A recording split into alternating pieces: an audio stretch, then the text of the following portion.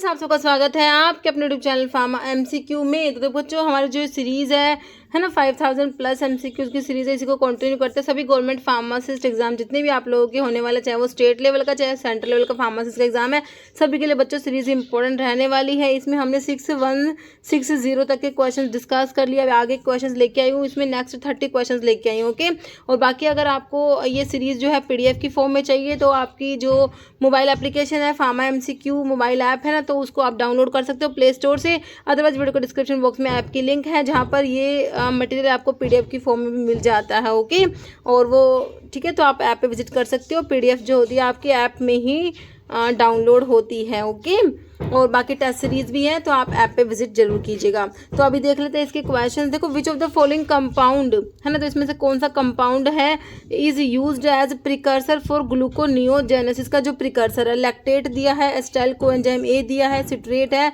या एसिटो एसिटेट दिया है। ओके, तो आंसर जो है आपका क्या हो जाएगा इसमें से। तो देखो, ग्लूकोनियोजेनेसिस में क्या होता है बच्चों, नॉन कार्बोहाइड्रेट सोर्स से जो ग्लूकोज बनता है ना, तो उसे आप क्या कहते हो, ग्लूकोनियोजेनेसिस बोला जाता है। जो क्या होता है, नॉन कार्बोहाइड्रेट सोर्स से जो ग्लूकोज की फॉर्मेशन होती है, it is known as gluconeogenesis. ठीक है, तो देखो लैक्टेट जो है इससे बनेगा एसिटाइल कोएंजाइम, सिट्रेट या एसिटो एसिडेट। ठीक है, तो इसमें जो है आपका प्रिकर्सर जो होता है ना, तो आपका इसमें से लैक्टेट हो जाएगा। ओके, इनमें से कौन सा है जो प्रिकर्सर ग्लूकोनियोजेनेसिस के लिए, तो आपका जो आंसर बच्चों ऑप्शन ए हो जाएगा, लैक्टेट। ओके, बाकी एसिटाइल कोएंजाइम ए, सिट्रेट और एसिटो एसिटेट को यूज नहीं करा जाएगा।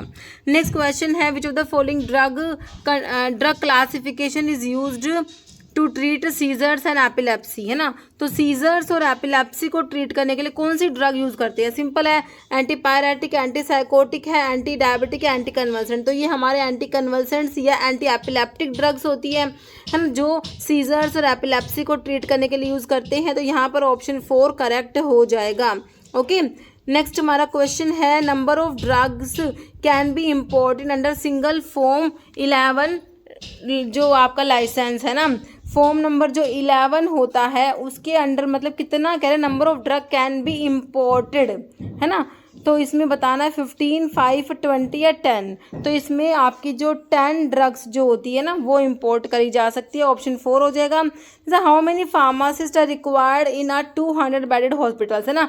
तो आपने पढ़ा हुआ है कितने बेडेड हॉस्पिटल में कितने फार्मासिस्ट रिक्वायर्ड होते हैं, है ना। तो 200 बेडेड के लिए आप लोगों ने बताना है। तो आपने पढ़ा हुआ है 50 के लिए, यहाँ पर 50 फिर 500 लिख के आप याद रखते हो, 100, 200, 300। ठीक है, तो इसके लिए 3 और 3 और 2 5 और 3 8 और 2 10 और 5 15 आप लोगों ने ऐसे याद रखा है ना। तो 200 के लिए आपके 8 फार्मासिस्ट, 50 के लिए 3 फार्मासिस्ट, 100 के लिए 5, 300 के लिए 10 और 500 के लिए 15। तो आपसे 200 का पूछा है, तो बिल्कुल करेक्ट है ऑप्शन 3 8 फार्मासिस्ट। कह रहे point eight which business order new stocks from supplier, है ना। तो वो पॉइंट जिस पर बिजनेस क्या करता है, ऑर्डर करता है न्यू स्टॉक फ्रॉम सप्लायर, तो उसे क्या कहोगे, रीस्टॉक लेवल कहोगे, रीफिल लेवल कहोगे, रीऑर्डर लेवल कहोगे, रीलोड लेवल कहोगे, है ना। Point eight which business order new stock from supplier, तो इसे कहेंगे क्या कहेंगे, रीऑर्डर लेवल इसे कहा जाता है। तो ऑप्शन 3 करेक्ट है। रीऑर्डर लेवल क्या होता है, it refers to inventory level at which business needs to place new order for a product to ensure it does not run out before the new stock arrive. Okay, तो reorder level होता है। Next, who is what is EOQ inventory control. तो EOQ बच्चों आपका होता है economic order quantity होता है। देखो, आपको कंफ्यूज करने के लिए कितने सिमिलर ऑप्शन दिए हुए हैं ना। देखो, essential order quality, economic order quality, economic order बच्चों अपनी economic order quantity, EOQ economic order quantity से आपको पता लगता है, इसे क्या पता लगता है हमें, how much of the inventories to be order, कितनी इन्वेंट्री ऑर्डर करनी है। तो ये हमें पता लगता है EOQ से, इकोनॉमिक ऑर्डर क्वांटिटी से। Next, which of the following is not objective bio availability studies का जो ऑब्जेक्टिव नहीं है, नॉट ऑब्जेक्टिव नहीं है ना। तो कह रहे development of new formulation of existing drug, है ना। तो ये तो ऑब्जेक्टिव होता है बाय अवेलेबिलिटी स्टडीज़ के ऑब्जेक्टिव जब आप पढ़ते हो तो देखो development of new formulation of existing drug आता है, determination of influence of excipients patient related factors ये भी आता है, primary stage of development of suitable dose form for new drug तो ये भी आएगा, फिर control the quantity of drug to be administer, कितनी ड्रग आपने एडमिनिस्टर करनी है उसको कंट्रोल करना इसके अंडर नहीं आता बच्चों। तो नॉट जो ऑब्जेक्टिव नहीं है तो ऑप्शन 4 आपका करेक्ट हो गया। Okay, next pharmacodynamic is a study of how drug, pharmaco dynamic जो होता है आपने पढ़ा है, अभी हम पढ़ते हैं फार्माकोलॉजी की ब्रांचेस में फार्माकोकाइनेटिक आता है हमारा, फार्माकोकाइनेटिक में क्या आता है बच्चों, एडीएमई की स्टडी आप लोग पढ़ते हो, अब्जॉर्प्शन डिस्ट्रीब्यूशन मेटाबॉलिज्म एक्सक्रीशन की, और फार्माकोडायनेमिक में what drug does to the body, drug का बायोलॉजिकल एक्शन, ड्रग का मैकेनिज्म ऑफ एक्शन, है ना, ड्रग के रिसेप्टर से इंटरेक्शन, ये सब आपका फार्माकोडायनेमिक में आता है। देखो एलिमिनेटेड कह रहे हैं how drug are eliminated from the body से जो एलिमिनेट हो रही है तो ये आपका काइनेटिक में आ गया, एब्जॉर्ब होती है ब्लड स्ट्रीम में तो एब्जॉर्प्शन आपका काइनेटिक में आ गया, इंटरैक्ट करेगी रिसेप्टर से एंड प्रोड्यूस इफेक्ट तो ये आपका डायनेमिक में आएगा। बाकी मेटाबोलाइज बाय द लीवर तो मेटाबॉलिज्म भी आपका काइनेटिक में आएगा, है ना। तो आंसर क्या हो गया ऑप्शन 3। नेक्स्ट है कॉनिकल बुलेट और ovoid shape doses form which are meant for insertion into body cavities such as rectum, vagina, urethra, nose and ears and melt और dissolve in the cavity fluid तो इन्हें क्या कहोगे, douches कहोगे, suppository, wafers या gargle. तो simple सा question क्या हो जाएगा आपके सपोजिटरी हो जाएंगी ऑप्शन 2। ओके, नहीं sir which of the following is not an objective, और ड्रग स्टोर का ऑब्जेक्टिव नहीं है बच्चों, क्या नहीं है, कह रहे to maintain record of receipt and issue of drug, है ना। तो इसको रिकॉर्ड जो मेंटेन करने का काम हमारे ड्रग स्टोर में ऑब्जेक्टिव बिल्कुल है। To procure drug from different sources, drug को प्रोक्योर करना ये भी होता है। To stock all drugs and accessories by the hospitals तो ये भी होता है। बाकी इसमें जो है टू प्रिस्क्राइब आपका मेडिसिन जो इसमें नहीं आएगा। ओके, तो आपका जो है ऑप्शन 4 करेक्ट हो जाएगा। ओके, नेक्स्ट है which of the following type of drug interactions occur when the combination of two medications leads to an enhanced effect that is greater than sum of their individual effect. Okay, antagonistic है, synergistic है, adverse है या additive interactions तो कौन सी होती है, ये हमारी कौन सी इंटरेक्शंस होती है, ये हमारा सिनर्जिस्टिक में आता है। तो ऑप्शन आपका 2 बिल्कुल करेक्ट हो जाएगा, synergistic. Which of the following type of drug is commonly use to lower cholesterol level in the blood, blood में कोलेस्ट्रॉल के लेवल को कम कराती है जो आपकी हाइपोलिपिडेमिक ड्रग होती है। कौन सी होती है, हाइपोलिपिडेमिक ड्रग होती है ना। तो इसमें कौन सी आती है, देखो एंटी डायबिटिक नहीं होती, एंटी कोएगुलेंट नहीं होते, एंटी हाइपरटेंसिव नहीं होती, ये हमारे स्टैटिन्स होते हैं जो क्या होते हैं बच्चों, HMG कोएरेडाक्टेज इनिबिटर होते हैं। क्या होते हैं, HMG कोएरेडाक्टेज इनिबिटर में आपके स्टैटिन्स आते हैं, है ना। तो ये आपकी हाइपोलिपिडेमिक ड्रग्स होती है। तो आपका बिल्कुल करेक्ट है option 3। Next which of the following disease is primarily transmitted through the bite of an infected tick, है ना। तो जो इन्फेक्टेड जो टिक है उनकी बाइट से ट्रांसमिट हो रही है डिजीज। देखो डेंगू फीवर तो ये डेंगू है बच्चों, आपका मलेरिया है, ये तो सब आपके मॉस्किटो के बाइट से स्प्रेड हो रहे थे ना। तो यहाँ पर जो है ऑप्शन 3 लाइम डिजीज जो है ये स्प्रेड होगी किसके बाइट से, इन्फेक्टेड टिक के बाइट से होगी। ओके, ऑप्शन 3 करेक्ट हो जाएगा। विच of the following statement about tetracycline के बारे में ट्रू है। देखो एक बात तो क्या पता आपको, टेट्रासाइक्लिन आपकी ब्रॉड स्पेक्ट्रम एंटीबायोटिक में आती है ना। Tetracycline are primarily use to treat viral infections के लिए बच्चों इसको यूज़ नहीं करोगे, है ना। तो आपकी एंटीबायोटिक है ये, तो वायरल के लिए तो यूज़ नहीं होगी ये।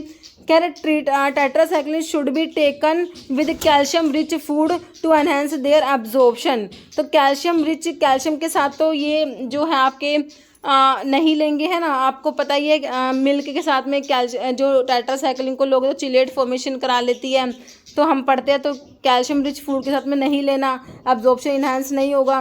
Tetracycline can lead to photo sensitivity and should be used cautiously in patients expose to sunlight. तो ये बिल्कुल करेक्ट है, फोटो सेंसिटिविटी कोज करा देती है ना। नेक्स्ट क्वेश्चन है tetracycline are safe to use during pregnancy, do not cause any fetal abnormality. ऐसा भी नहीं होता बच्चों, प्रेगनेंसी में ही ये फिटल एब्नॉर्मलिटी कोज करा देते, टेराटोजेनिक इफेक्ट देखने को मिलता है हमें, है ना। तो आंसर क्या है हमारा ऑप्शन 3 बिल्कुल करेक्ट हो गया, ट्रू बताना था। विच of the following side effect associated with long term use of NSAIDs. देखो बच्चों non steroidal anti inflammatory drugs NSAIDs के लॉन्ग टर्म यूज से कौन सा आपको साइड इफेक्ट देखने को मिलेगा। कह रहे हार्ट रेट इंक्रीज हो जाएगा, वेट लॉस हो जाएगा, लीवर टॉक्सिटी, ड्राउजीनेस। तो क्या होगा, भाई इसमें से ऑप्शन 3 हो जाएगा आपका लीवर टॉक्सिसिटी हो जाएगा। बाकी आंसर्स जो आपके अल्सरेशंस भी करा देते हैं। ये क्वेश्चन भी कई बार आता है कि कौन सा एडवर्स इफेक्ट आपको देखने को मिलेगा, तो उसमें कई बार आपका ये गैस्ट्रिक अल्सरेशन ज़्यादा होता है ना, तो गैस्ट्रिक अल्सरेशन भी कराते हैं। बाकी यहाँ पर से लीवर टॉक्सिसिटी ऑप्शन 3 करेक्ट हो जाएगा। Penalty for failure to surrender certificate of registration है ना, तो इसके लिए ये आपके ऑफेंस और पेनल्टीज जो फार्मेसी एक्ट के है ना वहाँ से क्वेश्चन है। Penalty for failure to surrender certificate of registration, तो इसके लिए कितना फाइन है बच्चों देख लो, 100, 550 या 1000 रुपीज़, तो कितना होता है ओनली 50 रुपीज़। ऑप्शन 3 हो जाएगा फाइन ऑफ ₹50 हो जाएगा। ओके, तो ऑफेंस और पेनल्टी से मैंने आपको बताया था ये कि penalty for dispensing of drug other than registered pharmacist, तो कितनी पेनल्टी है, इम्प्रिजनमेंट होगा अप टू 6 मंथ का, फाइन नॉट एक्सीडिंग 1000 रुपीज़ और बोथ है ना। और अगर falsely claim to be, penalty किसके लिए, falsely claim to be registered pharmacist, तो इसके लिए फर्स्ट कन्विक्शन पे फाइन होगा ₹500 तक का, सब्सिक्वेंट कन्विक्शन पे इम्प्रिजनमेंट 6 मंथ का, फाइन नॉट एक्सीडिंग 1000 रुपीज़ और फिर बोथ। ओके, और failure to surrender certificate of registration, तो इसके लिए 50 रुपीज़ का फाइन है। ओके, नेक्स्ट है person who is not ex officio members of joint state council है ना, तो जो आपकी जॉइंट स्टेट काउंसिल होती है ना, तो उसके लिए आपके जो एक्स ऑफिशियो मेंबर्स होते हैं, तो कौन सा एक्स ऑफिशियो मेंबर नहीं है, मतलब कि 4 ऑप्शन है, एक एक्स ऑफिशियो मेंबर नहीं है, 3 होंगे और 3 ही होते हैं ना। देखो, office incharge of drug control organisation of each participating state, chief administrative medical officer of each participating state, government analyst of each participating state, देखो तीनों होते हैं, तो नहीं कौन सा होगा, registrar of state pharmacy council, तो ये एक्स ऑफिशियो मेंबर में नहीं आएंगे, जो कि ऑप्शन 4 करेक्ट हो गया। Next, which of the following medications is known to have potentially dangerous interactions with certain anti depressants, के साथ में ये मेडिकेशंस जो है डेंजरस इंटरेक्शन शो करती हैं, leading to a life threatening condition, जिसे क्या कहते हैं, सीरोटोनिन सिंड्रोम कहा गया है ना। तो कौन सी मेडिकेशंस हैं ये, एनसेड्स होती है, non steroidal anti inflammatory drugs होती है, एंटीबायोटिक्स होती है, selective serotonin receptor inhibitor SSRI होते हैं, एंटीकोएगुलेंट। तो बच्चों जो आपके SSRIs होते हैं ना, सेलेक्टिव सीरोटोनिन रिसेप्टर इनहिबिटर्स है ना, तो ये सीरोटोनिन सिंड्रोम कोज करा देगी अगर इनको यूज़ करेंगे हम एंटी डिप्रेसेंट्स के साथ में, है ना। तो ऑप्शन 3 ये क्वेश्चन आपका बना भी हुआ था ऐसा ही क्वेश्चन कि माओ जो इनिबिटर के साथ में अगर आपने SSRI को दिया तो क्या हो जाएगा ना, सीरोटोनिन सिंड्रोम। ओके, तो यहाँ पर ऑप्शन 3 करेक्ट है। Drug which are dangerous to take except under medical supervision is listed in, है ना। तो मेडिकल सुपरविजन वाले ड्रग्स के लिए आपने पढ़ा है, शेड्यूल कौन सा पढ़ा हुआ है, शेड्यूल जी आपने पढ़ा है। GMS आप लोग याद रखते हो, जो मेडिकल सुपरविजन वाले ड्रग के लिए, जैसे कि आपका टोलब्यूटामाइड है ना, शेड्यूल जी में आता है। H में आपका प्रिस्क्रिप्शन ड्रग आता है, X में narcotic drug, psychotropic substance, habit forming drugs आता है, O बच्चों आपका स्टैंडर्ड्स फॉर डिसइंफेक्टेंट फ्लूइड्स के लिए आता है। ओके, तो यहाँ पर करेक्ट है option 4। Part 1 of schedule M deals with requirement 4, तो शेड्यूल M जो है बच्चों, शेड्यूल M का जो पार्ट 1 होता है ना, तो वो किसके लिए होता है, प्लांट एंड इक्विपमेंट के लिए, ऑपरेटिंग प्रोसीजर्स के लिए, फैक्ट्री प्रीमाइसिस के लिए, या डोजेस फॉर्म के लिए। तो शेड्यूल M जो है उसका पार्ट 1 होता है वो फैक्ट्री प्रीमाइसिस के लिए होता है। पार्ट 1 किसके लिए होता है, फैक्ट्री प्रीमाइसिस के लिए होता है ना। पार्ट 1 में आपका आता है GMP for premises and materials के लिए, और जो पार्ट 2 होता है ना वो स्पेसिफिक रिक्वायरमेंट्स होता है किसके लिए, प्लांट्स एंड इक्विपमेंट्स के लिए। ठीक है, पार्ट 1 में GMP for premises and materials, and part 2 में आपका specific requirements of plant and equipments. Okay, next, which of the following is common pre anaesthetic medications used to reduce anxiety and induce drowsiness before surgery, तो इसमें से कौन सा है आपका pre anaesthetic medications है जो यूज़ करेंगे एंजाइटी को रिड्यूस करने के लिए and induce drowsiness before surgery, है ना। तो ये मिडाजोलाम है, एट्रोपिन है, नलोक्सोन है, या एपिनेफ्रिन, तो कौन सा इसमें से आंसर हो जाएगा हमारा, मिडाजोलाम हो जाएगा, जो बेंजोडायजेपिन्स में आता है, option 1। Okay, which the following is not N inventory control method, तो इन्वेंट्री के डिफरेंट टेक्निक है इन्वेंट्री कंट्रोल की, तो कौन सा इन्वेंट्री का मेथड नहीं है। Vital, essential, desirable, VED analysis आप लोग पढ़ते हो, बिल्कुल पढ़ते हैं। Always better control, ABC analysis बिल्कुल पढ़ते हैं, है ना। परपेचुअल इन्वेंट्री सिस्टम भी आता है बच्चों, इनफ्लो आउटफ्लो बजट एनालिसिस इसमें नहीं आएगा। ओके, नेक्स्ट है central register of pharmacist is maintain by, है ना। तो फार्मासिस्ट का जो सेंट्रल रजिस्टर होता है वो कौन मेंटेन करता है? Central council for maintenance of register pharmacy council of India, state council for maintenance of register state pharmacy council. तो हमारी पीसीआई जो होती है ना बच्चों, फार्मेसी काउंसिल ऑफ इंडिया, वो मेंटेन करते हैं सेंट्रल रजिस्टर ऑफ फार्मासिस्ट। तो ऑप्शन 2 करेक्ट है। शेड्यूल पी स्टैंड्स फॉर, तो शेड्यूल पी आपका किसके लिए आता है बच्चों? लाइफ पीरियड ऑफ ड्रग के लिए हमारा शेड्यूल पी आता है। तो देखो standards for medical device, life period of drugs आ जाएगा ऑप्शन 2। बाकी manufacturing and record of drug या स्टैंडर्ड फॉर कॉस्मेटिक्स, ठीक है। तो ऑप्शन 2 करेक्ट है बिल्कुल। नेक्स्ट है सेंट्रल काउंसिल का मतलब, एज पर द फार्मेसी 1948 में सेंट्रल काउंसिल का मतलब बताना है। Central employment guarantee council, central council of pharmacy, pharmacy council of India, joint state pharmacy council, है ना। तो सेंट्रल काउंसिल का मतलब हमारी पीसीआई होती है। क्या होता है? Pharmacy council of India, option 3। जैसे monophasic liquid dose form of preparation for external application to the skin without friction are called, है ना। तो आपकी ये क्या मोनोफेजिक लिक्विड डोज फॉर्म है बच्चों। मोनोफेजिक लिक्विड डोज फॉर्म में ये क्या है? हमारी मोनोफेजिक है। सबसे पहली बात तो monophasic liquid dose form of preparation for external application to the skin पे एक्सटर्नली अप्लाई करोगे विदाउट फ्रिक्शन। देखो एलेक्सर तो इंटरनल के लिए है, थ्रोट पेंट गार्गल काट दोगे, सिंपल सा आपका लोशन आ गया, है ना। एक्सटर्नली अप्लाई करोगे, विदाउट फ्रिक्शन अप्लाई करते हो तो इनको ब्रोकन स्किन पे अप्लाई कर सकते हैं। और एक लिनीमेंट्स होते हैं, उनको विद फ्रिक्शन अप्लाई करते हैं तो ब्रोकन स्किन पे अप्लाई नहीं कर सकते, है ना। Next, which of the following drug classification is commonly used to treat bacterial infections and works by inhibiting bacterial cell wall की सिंथेसिस, है ना। तो antiseptic, anti fungal, antibiotic, antiviral, तो क्या होता है? ये हमारी एंटीबायोटिक्स होती है और मेनली सेल वॉल पर जो एक्ट करने वाली होती है वो पेनिसिलिन है, सिफेलोस्पोरिन है, बेसिट्रासिन है, वैनकोमाइसिन है, साइक्लोसिरीन, ये सब आती हैं। Next, which is not an objective of EDL, है ना।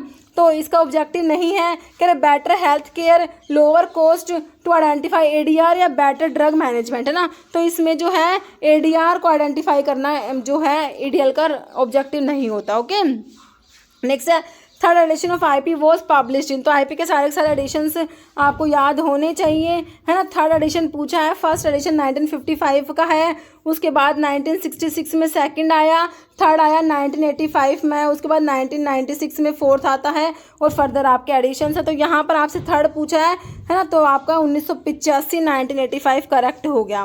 विच of the following drug classification is known for its abilities to slow down the CNS, central nervous system को स्लो डाउन करा रही है एंड इंड्यूस कर ड्राउजीनेस। कौन सी drug है? Stimulants तो बच्चों स्टिमुलेट करा देंगे, ओपियोइड्स भी नहीं होंगे, है ना। सैडेटिव्स या हालुसिनोजेंस, तो क्या होंगे? सैडेटिव्स होंगे। ये ऑप्शन 3 बिल्कुल करेक्ट हो जाएगा, है ना बच्चों। नेक्स्ट क्वेश्चन जिसका आंसर आप लोग देने वाले कमेंट बॉक्स में, क्योंकि आज की वीडियो में इतने ही क्वेश्चन हमने इंक्लूड करे थे। ओके, तो bioavailable fraction can be given by, तो बाय अवेलेबल फ्रैक्शन का मतलब बताना है ना। Administered dose by divide by available dose, या फिर 1 by administered dose by available dose, by administered dose, या 1 बाय अवेलेबल डोज। ओके, तो इसका आंसर आप लोगों ने कमेंट बॉक्स में देना है। इस वीडियो में इतना ही। अगर आपको वीडियो अच्छी लगी तो लाइक करना, शेयर करना, चैनल पे नए हैं तो मेरे आप लोगों से रिक्वेस्ट है कि चैनल को प्लीज़ सब्सक्राइब जरूर करना। Okay, thank you.